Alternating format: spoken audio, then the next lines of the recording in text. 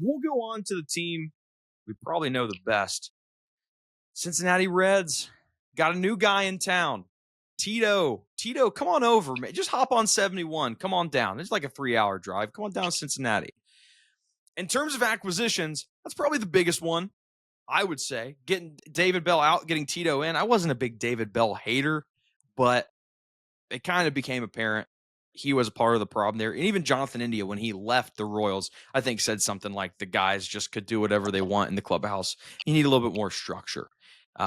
Speaking of Jonathan India, additions and subtractions. Additions, I love this one. Scott Barlow signed to a 1-year contract. He put up some good numbers in Cleveland. Wade Miley, welcome back. He signs a minor league contract. Jabot, the English standout in the World Baseball Classic 2 years ago. Austin Hayes. Huh? Jabot, fan of the show. What a guy. Big Jabot guy. Him and Brazier, great friends of the show. Even though Jabot's British, that's kind of a French last name. There's some French, just like Brazier or Brazier. I think there's a little Frenchman there in him.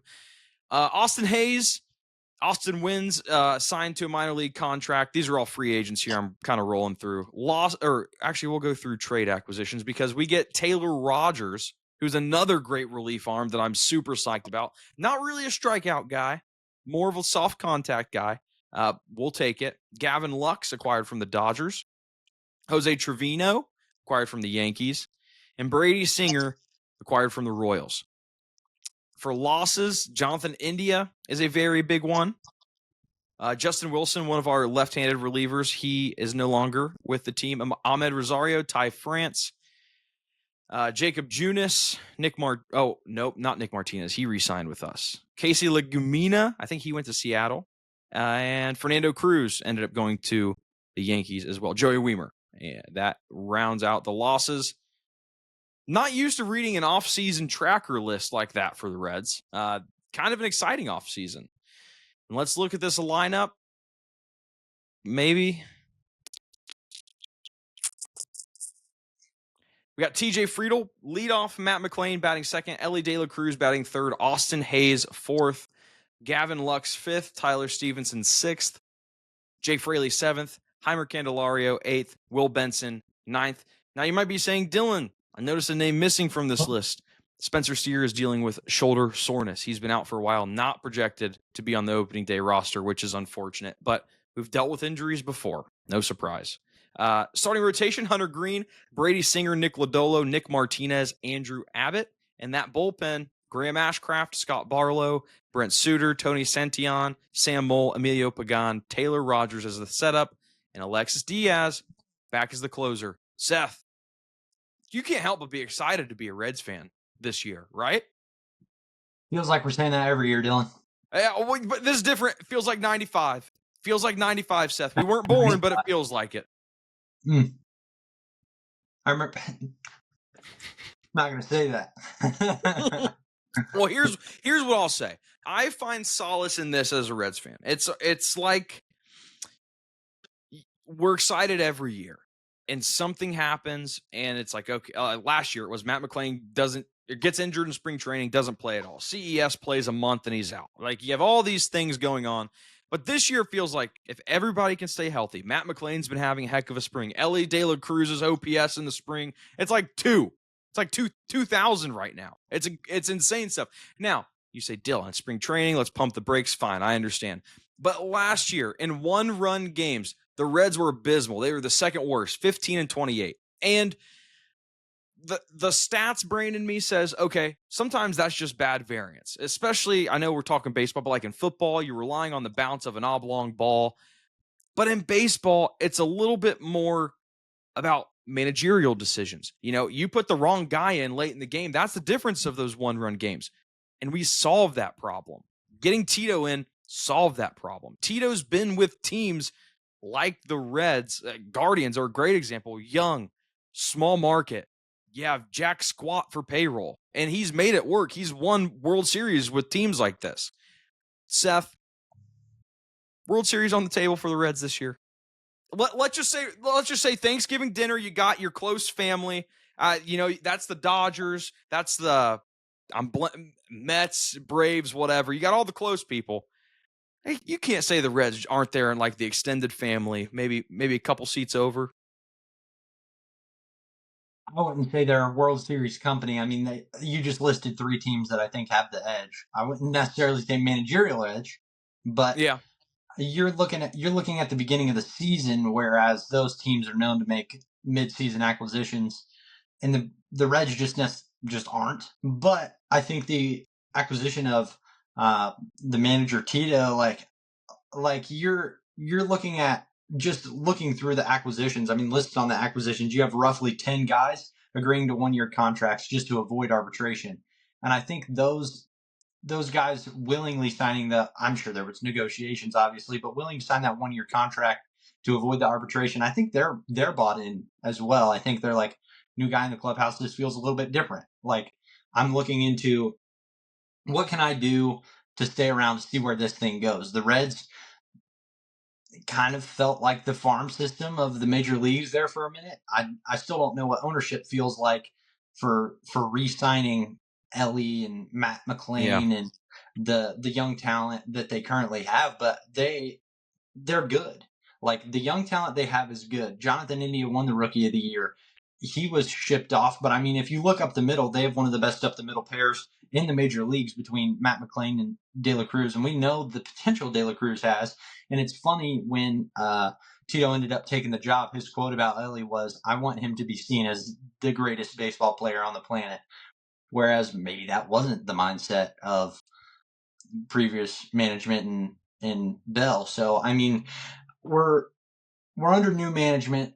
There's a lot of guys sticking around and a lot of young talent here.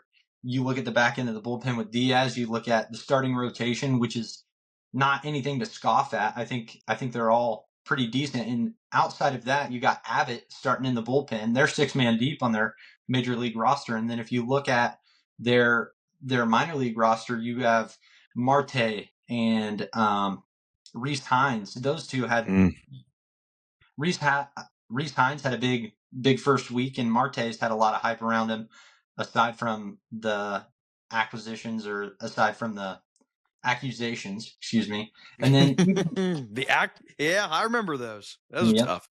And then even their pitching has depth in the minor leagues with Connor Phillips, and I don't know if you said Rhett Lauder was on the major league starting rotation, but his rookie card's out this year. I've been collecting some of those.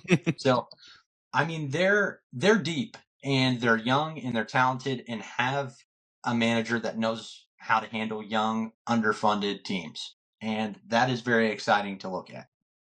Yeah, this is Rhett Lauder supposed to start in AAA. I would have to imagine he's going to find his way back up pretty quickly. I mean, one injury, he's probably going to be the guy they go to. Another pitcher, Chase Burns, he got a start or maybe some innings in spring, and he was dotting 100 and he was looking pretty good. So, he's someone that everybody's been looking out for. I know Krall has been hesitant to bring guys up too quick. He likes to take his time. I get that. But maybe we see Chase Burns this year. Last year offensively struggled, which it's surprising given who's on the roster. Not surprising given Friedel missed so much time. McClain didn't play. CES missed, 5/6 of the year. Starting pitchers, a lot of average stats there. And then relief pitching actually wasn't bad. 9th in strikeouts per 9, 10th in walks per 9. The relief pitching only got better this offseason. And that's kind of a bright spot. I think you take the lineup if healthy, and you take the relief pitching, and you're like, okay, we can work with this. Nick Lodolo stays healthy. He's a good 3 option. I'm going to go on record.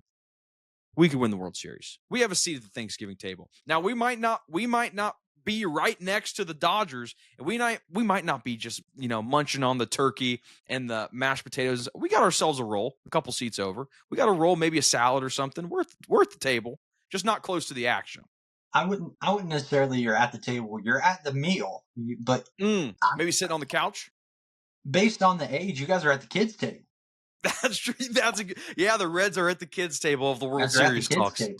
One player over 30 in the starting lineup, Candelario. Fraley will be soon, but exciting stuff if you're a Reds fan. And we're looking at a win total, disrespectful, Seth, 78.5. Disrespectful. Hammer it. Up. Hammer it. That one's the easiest so far, I think. There's Yep. there's a lot of, it's almost like it could go really poorly, it could go really well. Let's strap in for the ride and let's hope everybody stays healthy. This is I don't remember their exact record, but I think it was. I know it was under 500 in one-run games. I think you might have that stat on handy, but their one-run games were just.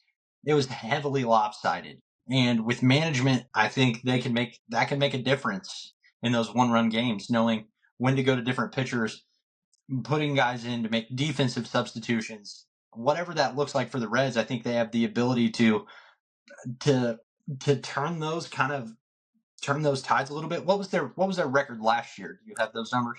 Yep, record last year 77-85.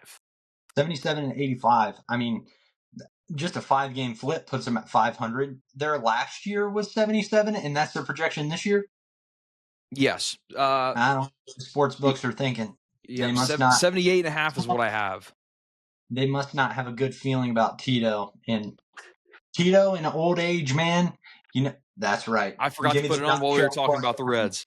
Give me the nacho bucket helmet. So it is interesting you bring that up. 77-85 last year, and they were the second worst in one-run games. They were 15-28. So let's assume, I think we could safely make assumptions that evens out to 500 just statistically. That's 6 more wins, 7 more wins, and that puts them at 83, 84. You got to think Tito's good for 6 wins. No, I would say that plus more. I think they might. I don't know. I don't know what the Brewers are at. I think the line that we ended up going off of was 87, and I think they'll be tickling that number. In all honesty, would not surprise me. Just stay healthy for 1 year. That's all I'm asking for. Just stay healthy with 1 year with Ellie and all these young guys. I just want 1 year out of it. Now we're both going over, correct? Yeah, hammer the over.